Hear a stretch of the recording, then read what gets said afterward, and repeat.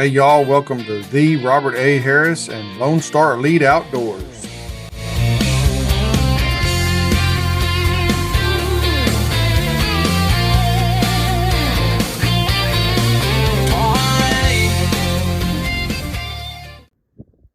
Alright y'all, this is something I've always wanted.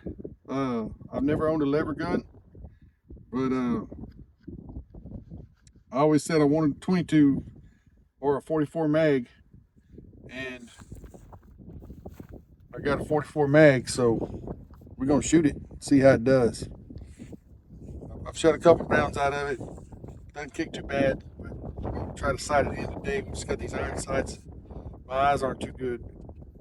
Anyway, we're gonna shoot it a few times and see what it does.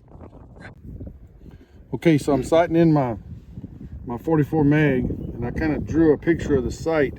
This outside is the rear sight, and this little dot right here in the middle is the front sight. So the way I was taught to shoot iron sights is if you put this dot on what you want to shoot at, you're covering up your target.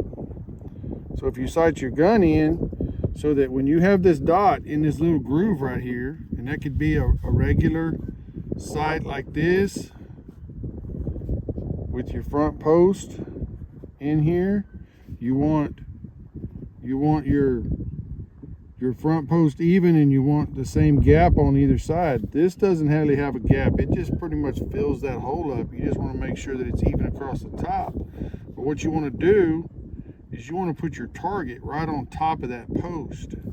Just like right here, I'm shooting at a rock. I put that rock literally right on top of that post, and I'm hitting maybe 2 inches high, which is dead center in that rock. So when you're shooting iron sights, if you sight it in where you're perfect like this, and then whatever the target you're going to be shooting at, you know that you're hitting, 4 inches high, 6 inches high, 2 inches high, whatever it is, then that's how you sight it in, is where the target's sitting right over the top of that post, so you can still see the target. Hope that makes sense to y'all. Lesson learned.